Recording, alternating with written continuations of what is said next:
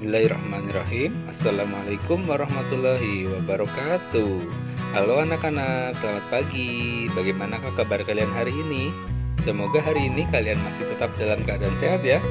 Nah, pada hari ini kita akan melanjutkan pembelajaran materi kelas 3, tema 3 benda di sekitarku, subtema 2 wujud benda, pembelajaran yang kelima. Masih ingat ya, pada pembelajaran sebelumnya kita sudah mempelajari materi tentang sifat-sifat benda padat dan sifat-sifat benda cair.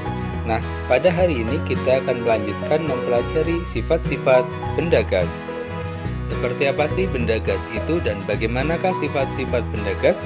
Mari bersama-sama kita mengenal benda gas lebih dekat. Masih ingat ya pembelajaran sebelumnya tentang wujud benda? Wujud benda dibagi menjadi 3, yakni padat, cair, dan gas. Materi sebelumnya kita sudah membahas tentang benda padat dan benda cair. Nah, hari ini kita akan melanjutkan membahas materi tentang benda gas. Seperti apa sih benda gas itu? Apakah kita bisa melihat benda gas tersebut? Nah, benda gas sebenarnya ada di mana-mana. Contohnya, udara yang kita hirup. Setiap hari kita menghirup udara. Udara termasuk benda gas. Dapatkah kamu melihat bentuk udara? Oh, ternyata tidak. Udara hanya bisa dirasakan. Udara tidak bisa dilihat. Namun, ada benda gas yang dapat dilihat. Contohnya apa? Contohnya ada awan dan asap. Nah, untuk mengetahui hal ini, kita lakukan percobaan berikut ini. Kita akan melakukan percobaan yang pertama untuk mengetahui sifat benda gas. Yang pertama, lakukan secara berkelompok. Dalam hal ini, kamu ada yang memandu, orang tuamu ataupun kakakmu. Yang kedua, siapkan alat dan bahannya. Yang pertama adalah kantong plastik yang berwarna bening ya. Yang kedua, balon karet. Kemudian langkah-langkah percobaannya adalah yang pertama, tiuplah balon sampai mengembang. Ikatlah mulut balon dengan karet. Yang kedua, tiuplah kantong plastik sampai mengembang, ikatlah mulut plastik dengan karet. Yang ketiga, amati bentuk balon dan kantong plastik tersebut. Bagaimanakah bentuk balon dan kantong plastik tersebut? Catatlah hasil pengamatanmu pada tabel berikut ini. Contoh, nama benda gas yang pertama adalah udara. Dalam percobaan yang kita lakukan, udara yang kita tiupkan ke dalam balon dan udara yang kita tiupkan ke dalam plastik. Pertanyaannya, apakah bentuk udara yang ada di dalam balon sama dengan bentuk udara yang ada di dalam plastik? Ternyata bentuk balon dan bentuk plastik yang diisi udara itu bentuknya tidak sama. Artinya berarti udara itu atau gas itu bentuknya berubah sesuai dengan wadahnya. Nah, kemudian yang kedua, dapat digenggam atau tidak dapat digenggam. Dalam hal ini gasnya bukan balonnya ya. Gasnya yang kita tiupkan ke dalamnya bisa dipegang apa tidak? Oh, udara tidak bisa dipegang. Jadi kita centang tidak dapat digenggam. Nah, dari percobaan pertama tadi maka dapat disimpulkan bahwa benda gas mempunyai sifat bentuknya berubah sesuai wadahnya dan tidak dapat digenggam atau dipegang. Selanjutnya, silakan kalian lengkapi nama benda yang berwujud gas lainnya dalam tabel berikut dan tentukan sifat-sifatnya. Selanjutnya kita lakukan percobaan yang kedua. Lakukan secara berkelompok, dalam hal ini masih sama ya dengan orang tuamu atau dengan kakakmu. Yang kedua, siapkan alat dan bahannya. Yang pertama, benang secukupnya, nggak usah banyak-banyak. Yang kedua, balon 2 buah balon yang sama. 3, sebatang lidi atau kayu yang tipis. Lakukan langkah-langkah percobaannya. Yang pertama, tiupkan udara ke dalam 2 buah balon. Yang kedua, tiupkan sampai kedua balon sama besarnya. Ketiga, ikat setiap balon dengan benang. Sisakan benang dengan panjang secukupnya. Yang keempat, pada setiap ujung lidi atau kayu, gantungkan 1 buah balon yang telah terisi udara. Usahakan posisi lidi atau kayu tetap mendatar, artinya seimbang ya. Yang kelima, perlahan-lahan tusuklah sebuah balon yang berisi udara. Perhatikan udara yang keluar dari tempat yang ditusuk. Yang keenam, letakkan tanganmu di dekat tempat keluarnya udara. Apakah yang terjadi?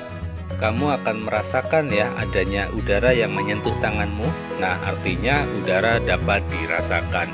Terus perhatikan lagi, tadi batang lidinya sudah lurus ya, artinya seimbang. Ketika yang satu ditusuk, terkempis dan udaranya keluar. Ternyata yang tidak ditusuk dia lebih berat daripada yang ditusuk. Artinya bahwa benda gas ini memiliki massa. Jadi kesimpulan dari percobaan yang kedua tentang benda gas adalah benda gas memiliki sifat dapat dirasakan dan memiliki massa.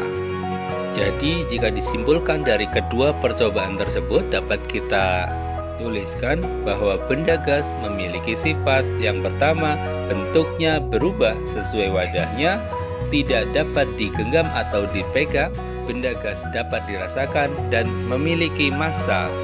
Dari percobaan yang kedua membuktikan bahwa benda gas memiliki massa.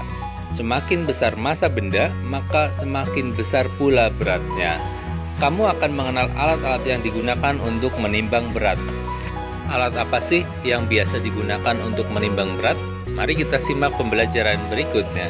Beberapa alat yang digunakan untuk menimbang berat antara lain yang pertama adalah timbangan beras, timbangan badan, timbangan kue, timbangan gantung, timbangan warung, dan neraca.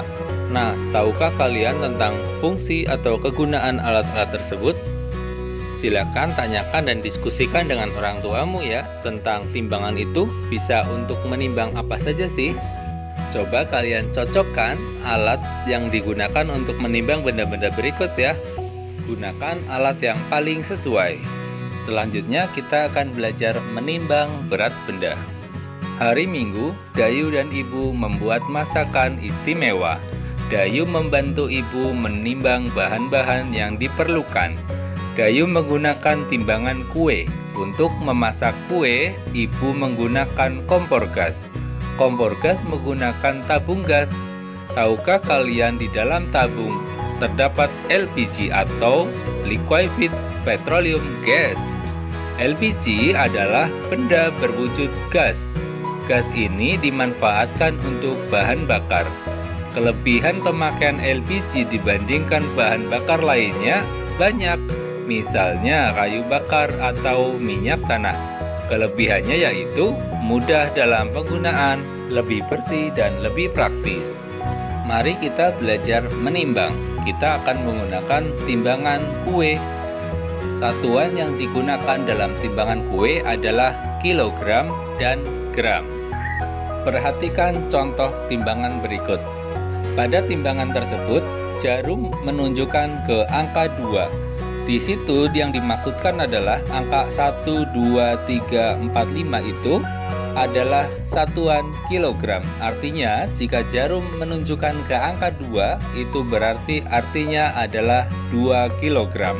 Mari kita perhatikan lebih jeli di dalam timbangan. Di antara angka di dalam timbangan, di antara 0 dan 1, di antara 1 dan 2 dan seterusnya, ada garis-garis sebanyak yang membagi 5 bagian.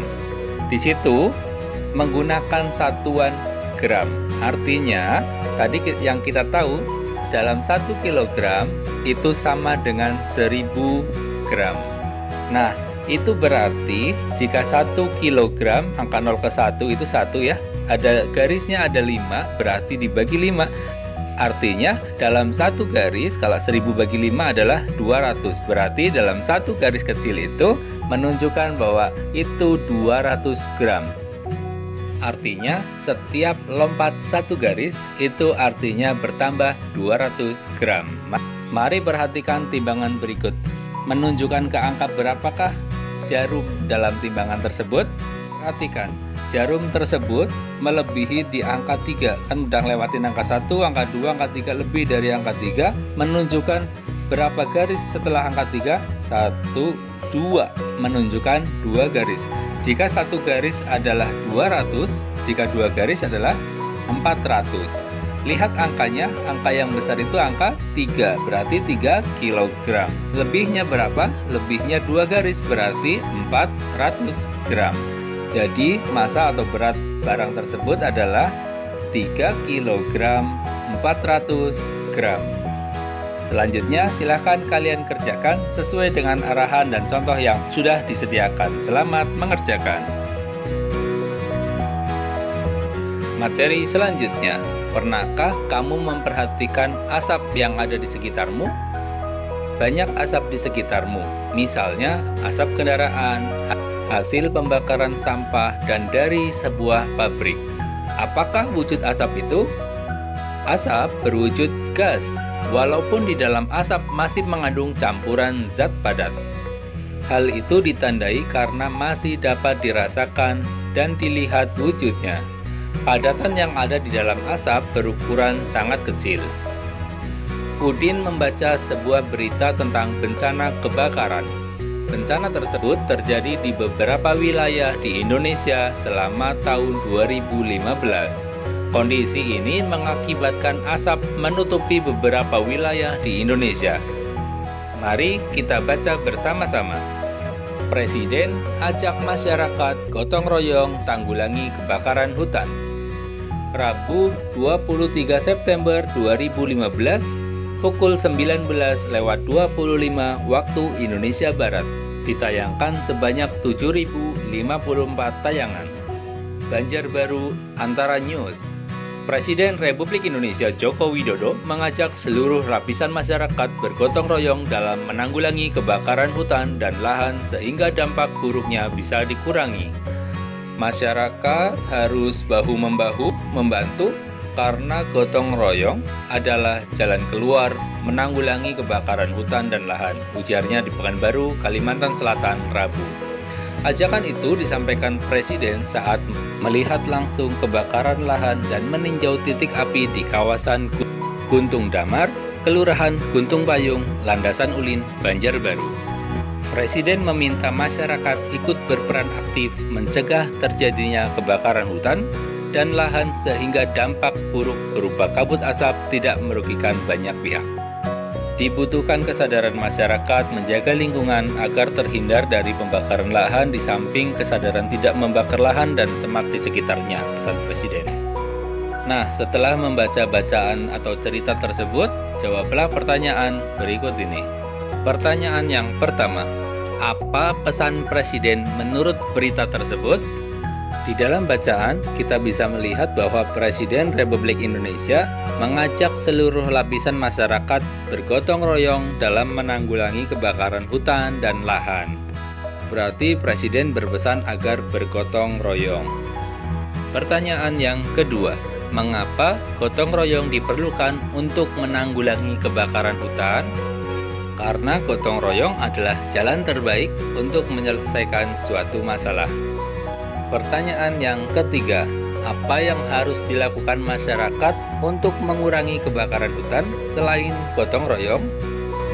Bisa kita lihat pada paragraf terakhir, dibutuhkan kesadaran masyarakat untuk menjaga lingkungan agar terhindar dari pembakaran lahan, di samping kesadaran tidak membakar lahan dan semak sekitarnya. Berarti kesadaran masyarakat untuk menjaga lingkungan dan kesadaran untuk tidak membakar lahan dan semak. Pertanyaan yang keempat, tuliskan pengalamanmu dalam bergotong royong. Silahkan coba kalian tuliskan pengalamanmu bergotong royong. Boleh di rumah, boleh di lingkungan, boleh di sekolah. Selamat mengerjakan.